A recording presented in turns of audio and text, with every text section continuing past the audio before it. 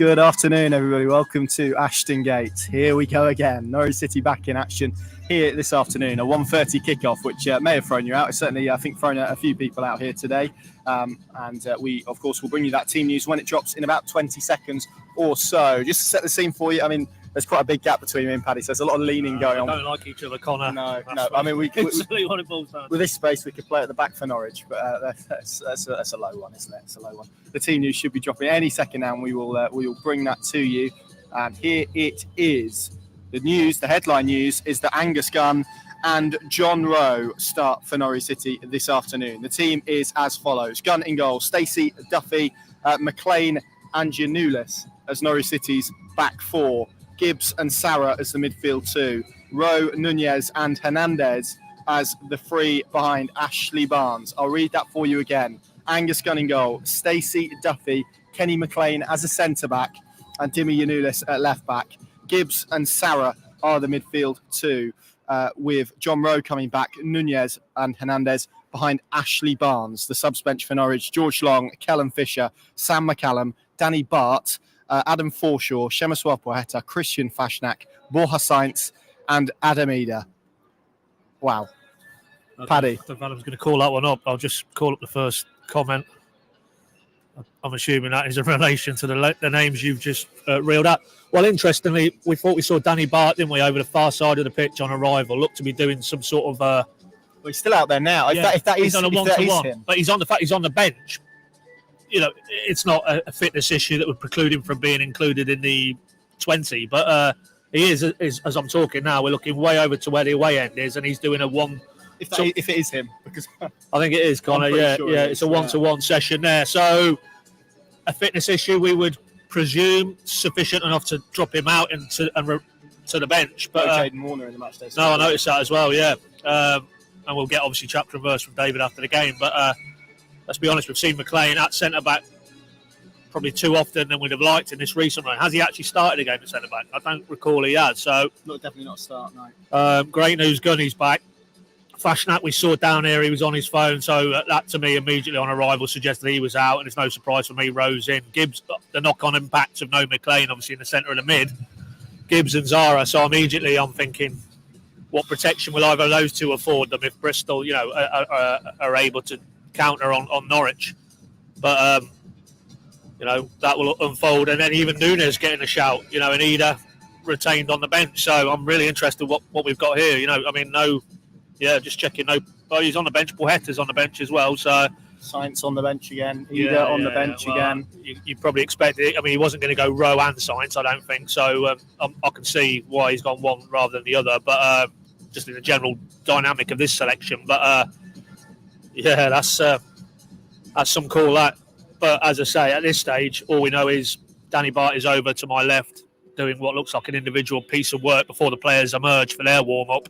So that would tell me that there's a fitness-related issue behind why Kenny has had to go in at centre-back. But, I don't know. It's a bit of a Hail Mary selection to me, Connor. Your thoughts? It's bold, isn't it?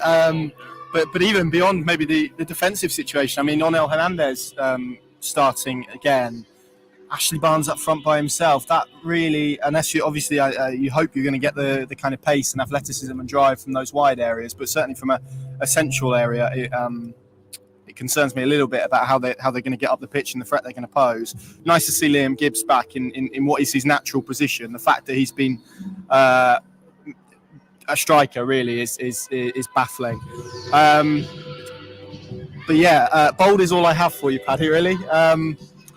I mean, where do we start? I'm reading the comments, and I think the general tone off the back of events in midweek, it's adding more to the sense of confusion, I think, rather than a clear, coherent strategy. But if he's got to the point where Kenny McLean starts at centre back and Barnes is a lone striker and Hernandez remains in the 11, then but how many of these pieces can he move around on the jigsaw? He will have sat down and thought about this, and he clearly feels today, overlaying whatever fitness issues there are in the group. And Warner not to be on the bench would seem a strange one. If there are issues at centre-back defensively, fitness-wise. and maybe he's looked at Bristol, and I think I'm right in saying under Manning, very heavily possession-based side, so it feels like it is set up to be a counter-attacking strategy, in which case, why not Eder instead of Barnes? In terms of mobility, I don't really necessarily see that one. Yeah, I mean, your fear is that looks like a makeshift put-together side, and we'll get a makeshift put-together performance, and if that's the case, sadly, it'll be a pretty sort of dispiriting week. We'll end on a low note. So, but, you know, let's try and remain positive, although I don't know if we've pulled in that one. Richard Cole is maybe summing up the mood. I think he's not referring to me and you, is he? I think he's referring to you. I would suggest me. Okay, fair enough. No, but either way, I mean, we'll either look back in 2 hours or so and think, oh, didn't he make some brave calls there today, and didn't it come off? And okay, maybe there's a sliver of hope for this head coach, or the narrative will be, well, he's, as Richard there put rather succinctly, he's lost the plot. So, you know, we know where his thoughts are pre-match. Let's see where they take us in terms of the game. But so much of the experimental about that lineup, it's hard to sort of make any sort of firm predictions about how it'll play out. Yeah, I tell you what, if anyone coming into this away end or watching at home had that 11 as the one that was going to start this game, you will have won a lot of money if you put any money on it. Wow. Yeah, wow. I don't know if we're in a position to bring you the Bristol City team. Hopefully we are. I'm looking, and Adam's mouse is going down. Here we go. So this is what they've got. They've got O'Leary in goal, Tanner, Viner, Dickey and Pring as their back four, James and Gardner Hickman as their central midfield pairing, Wyman, who caused Norwich a lot of problems when he was at Aston Villa, Knight and Sykes as the three behind Conway. That has got a lot of youth, a lot of pace, a lot of creativity in that side, and under Liam Manning they will look to dominate the ball, that is for sure. Liam Manning, of course, who is Norwich born, but as he was keen to stress at his press conference, definitely not a Norwich fan, despite being a season ticket holder when he was younger. Positives, Paddy, because there are two big ones. Angus Gunn back in goal for Norwich City. I think anyone who's watched Norwich, particularly over the last few weeks, would be completely relieved to see that's the case. John Rowe back as well. Given the concern, particularly post QPR, about maybe how long that absence over his heel would be, good to see him back within a week and desperately needed for Norwich City, isn't it? Absolutely, yeah. Particularly if it is going to play out, it's what can Norwich do in transition on the counter. John Rowe at his best this season will be a threat. You know, obviously the other side of that debate is Hernandez instead of Science, and we could probably have a separate broadcast about that. I find that completely strange, to the point where I was a bit frustrated, to be fair, with Wagner, as we all were, post-match Watford. He's like, what does Borja Science have to do? How close is he to a start? And I think the reply was something along the lines, he was very close. Not close enough, it would appear. I just cannot deconstruct why Hernandez over Science at this stage, you know, with the ball, particularly without the ball. You said it would have been brave to chuck them both in, but that's kind of where he's at, isn't it? He needs to be brave. Well, exactly. I mean, the tried and trusted isn't working, is it? So over a consistent seam of results and performances, why don't you go for it today? You know, why don't you go for it today and draw a line in the sand, and whatever it meant for the bigger picture, so be it. But at least you wouldn't be accused, as he is now, of, you know, what is Hernandez doing being in that 11 again? You know, what on his performance levels of late, what is he doing to justify keeping Science out? Who, even in that cameo at Vicarage Road, I mean, he had that chance where he chested it down from a corner, got a shot away, and it was an excellent save from the keeper. And that really was the only opportunity Norwich had at 3-2 down in the closing stages. And he made something happen, and he will make something. Every time he's on the pitch, it feels like he would make something happen. Of all the Wagner calls, for me, that's the most baffling one in this period. But to flip that, yeah, you're right. John Rowe, one just hopes that, you know, he has got over this issue, which felt a bit of a mystery, kind of how they solve it and how they play through it, and that there isn't a scenario where he is exiting the field and he's still troubled by it. We hope that isn't the case. But, yeah, and Gunny is massive, yeah, particularly in a back line that's got Kenny McLean in there now, just to give it that air of assurance and composure. And I do recall, actually, I'm looking down at the goal now, that season he was here on loan under Farker. He made an unbelievable save at the home end. I think that was the Madison winner game. And let's hope that repeats itself. And it's worth pointing out, Norwich did win here earlier in the season, but that was a very different time. It feels an eternity ago. So that is definitely Danny Bart over there, by the way. Yeah. Yeah, that's clearly fitness related. I think the more pressing one is on Jayden Warner and whether that is fitness related as well, which I think we would probably suggest it would be. It would be quite baffling, wouldn't it? If there wasn't an we've not discussed him. Forshaw's back on the bench as well. So, but I mean, he's named Callum Fisher and Sam McCallum. If Jayden Warner's fit, he's on the bench, surely. Well, we'll certainly be asking that question. Yeah, it would seem strange, but at least on the bench, maybe even starting. Yeah, well, absolutely. Yeah, I mean, have we seen him since he got hooked at Cardiff? We haven't seen him at all. Has he been in squads? I'll have to go back and check that since the Cardiff game on Tuesday, wasn't he? Was he? Right. So Adam was checking it. Okay, well, if that was the case and he was on the bench, then I mean, you spoke to me on Friday. He didn't give any indication there was anything fitness related around the players we didn't already know about. So unless that's an issue that's come up in the last day or two, then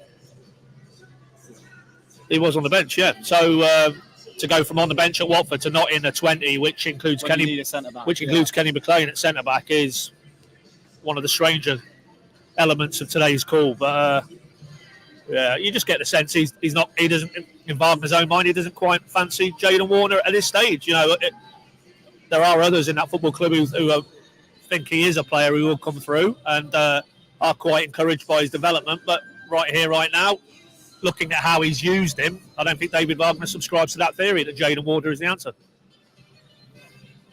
How do you see this going, Paddy? I really hope it's not the way that I fear it might with that starting 11. I mean, what I want to say, and I did want to speak about the Norwich fans who have made the trip, because there's 1,100. That was a figure roughly about Thursday, so it might be slightly more, might be slightly fewer than then. It's a long, long way on a Sunday. It's some effort considering what they've been served up. I mean, if Norwich do get beat here today, it will be their 10th league defeat in 15 games. That's incredible support, really, irrespective of maybe the opinions of other people.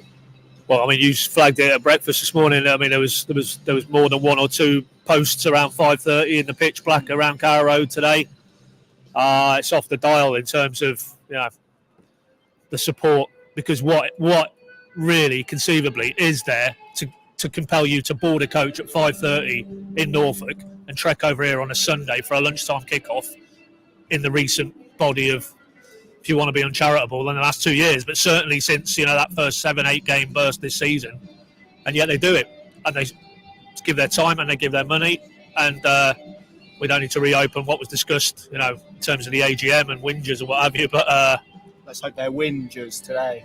Yeah, well done, Connor. Yeah, but it's just they deserve more. And platitudes about how much we care about. No, I think that's Jayden Warner who's coming off the pitch as it stands. So it's been Jayden Warner who's been going through the fitness. We are up in the gods. We are. I know I've got glasses, so So that was Jayden. Which role playing that out, then that means Danny Bart has basically been dropped to accommodate Kenny McLean. Unless there's a fitness issue. Yeah. But if there was a fitness issue, he's not on the bench, is he? A fitness issue is a fitness issue. I don't see a halfway house where you can be on the bench but you've got a fitness issue, because heaven forbid, and we saw it in midweek, what if Kenny McLean goes over on his ankle 2 minutes in and Danny Bart has to come into the game if he's got a fitness issue? So no, that would clearly seem purely a selection based issue. But yeah, you're right, that was, as he reappeared from this far side to here, that was Jayden Warner going through a little warm up, so that clears up that mystery. But Danny Bart would appear to be out of favour, having come back into favour. So, let's see. We might get Pete Baresi from Kenny McLean today. Who knows? Wouldn't that be nice? With that then, Paddy, how do you see this going? Good luck. Well, we did, yeah. We did our Insta Live earlier today on the Pinken, and I think we were all unanimous in it'll be a defeat. I thought 2-1 defeat. Can you really, when you see that 11, make any definitive projection? I certainly can't really. So, it's got defeat written over it, and that'll be 10 defeats in 15. And come the full time whistle, we'll be back again discussing David Wagner's future offer. You? Yeah, I agree. I really struggled even before that lineup to see a way that Richard's really on one here today, aren't you? Richard's prediction 5-0. Dear me, let's hope that isn't the case. Yeah, I really feared for Norwich before that lineup came out. I really fear for them now. Yeah, I think it'll be a defeat, and I hope it's a respectable one at that. And so I'm going to concur with you. I'm going to go for a 2-1 defeat, maybe a 2-0 for a lot of it, and then a late goal towards the end, maybe when Norwich makes some subs. But goodness me, as we've said, those 1,100 Norwich City, not 11,000, 1,100 Norwich City fans in that away end deserve a much improved performance and definitely result today. But results generally than they're getting at the moment. Pinken.com will be the place to go. Paddy will be speaking to David Wagner post-match. We'll obviously have all of our usual analysis and reaction as well over there. We've got a very special Christmas offer, Paddy. Talk to us through that for people who want to join us. Absolutely. Well, I mean... And we obviously scream festive joy. Oh, we do all the time, not just all year round. But what would you want but more Norwich content to sort of enjoy rather than endure at the minute? But in the hope that this can only get better from here, he says, optimistically, then yeah, if you're not already subscribing to the Pinken, respectfully, why aren't you? But if you aren't, then try us out. Next 3 months, £3 for the entire 3 months. You won't get a better value for money Christmas present. I know, having to buy for a 3-year-old at the minute who wants about everything that he sees on the toy shelves. But so go out, give it a go. We've got the derby coming up in a week or two's time, and you'll get no, but in terms of an event, and then you've got Christmas, and then you've got all of those lovely. I think it was 7 games in December, wasn't it? So you're not helping me with the sales pitch, Connor. But it's a great pitch. Keep going. Ignore me. Ultimately, what else would you be doing with your match day afternoon than spending it with us? So experience the full experience for £3 for the next 3 months, and just go onto the website and. Pinken's website, you'll find the story, or go to a pinned tweet on a Pinken Twitter feed if you don't know what I'm talking about. It's all there, all chapter and verse. But because today is the day it all changes, Connor. And today it only goes that way, and we'll be there every step of the way. Or it goes that way, and we're there every step of the way. Either way, we're there every step of the way. So come join us, keep us company. Yeah, if you like the nonsense in video form, we do it exactly in written form as well. So come and join us over there. Thank you very much for watching. Let's cross everything that we have for a much improved performance and result today. Thanks for watching. See you soon.